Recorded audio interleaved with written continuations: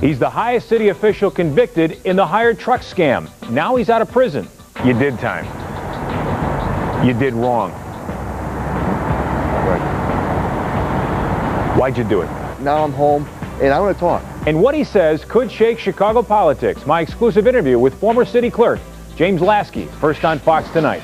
It was like something out of the movies. At 3 a.m. this morning at a dusty Indiana truck stop, we watched a Greyhound bus pull up for its last stop before Chicago. Inside, Jim Laski, just hours after his release from a federal prison. On his way to a Chicago halfway house, he lost weight. He looked tan, no longer smoking, and ready to name names. It was his first one-on-one, a Fox News Chicago exclusive. Jimmy, Mark Sapelsa. Hey, Mark.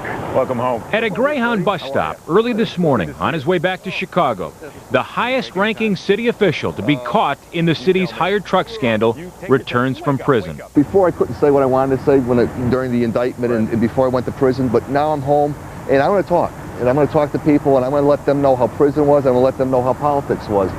James Laski served 11 months in the federal prison for taking money in Chicago's infamous hired truck scheme. To some, it was a shock to see this self-proclaimed maverick rebel city clerk who'd boast about doing politics not the old Chicago way. I'm a human being.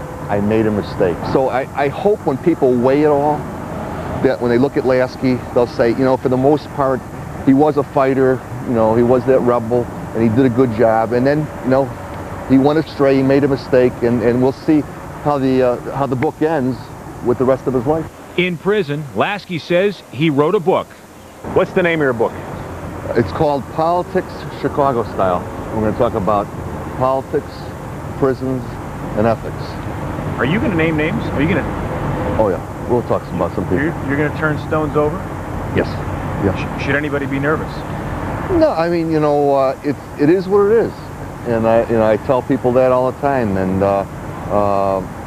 you know, we'll talk about some things from the past. But you know, what I'm going to tell you, though, it's not complimentary to me either. We're going to talk about things like, you know, hired trucks. We're going to talk about hiring practices. We're going to talk about ghost payrolling. I do 3 chapters, I think, on the mayor, and one of them involves his anger with me about bringing up an issue, and he sends 2 people down to read a personal letter from him to me, and I considered the letter, you know, very threatening about, you know, eliminating some of my powers in City Hall. So my editor said one night he was working on one of the daily chapters, and he said he got so engrossed he couldn't put the pen down. He had to keep going until 2 or 3 o'clock in the morning just to finish editing a daily chapter. So I think it's going to be pretty good. I hope it is. It's going to talk about how politics changes a person, and how I got involved in politics when I got straight out of law school, and how I changed, and how it changed me, and how I ended up in Morgantown FCI. At Morgantown Federal Prison, Laski says he met disgraced congressmen, a pro wrestler, numerous drug dealers, even $1 Million Survivor winner Richard Hatch, convicted of tax evasion. He says his book will go there, but to Chicago readers, it'll be his insight into the Chicago City Hall politics that turns the pages. When you first became city clerk, you build yourself and others build you as a bit of a maverick who was, look, straight, narrow, gonna clean things up, and something happened.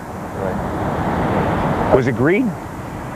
You know what? You know, a lot of people said it could be greed. I mean, again, you know, you're trying to help out a friend, and I think, you know, who was it? Mayor Daley's father said, if you can't help out family and friends, who can you help in politics? But again, you know, you take it to a certain level, and then you get yourself in trouble.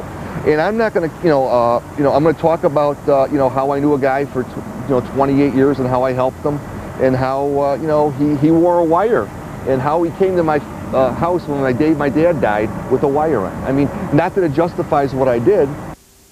That wire got him caught. Laski doesn't know how long he'll have to serve in the halfway house in Chicago. It's unclear when his book, Politics Chicago Style, will be published. You'll be able to see more of my interview, the complete interview, with Laski on our website very soon on myfoxchicago.com. Probably a bestseller here in Chicago. Could be. All right, thank you, Mark.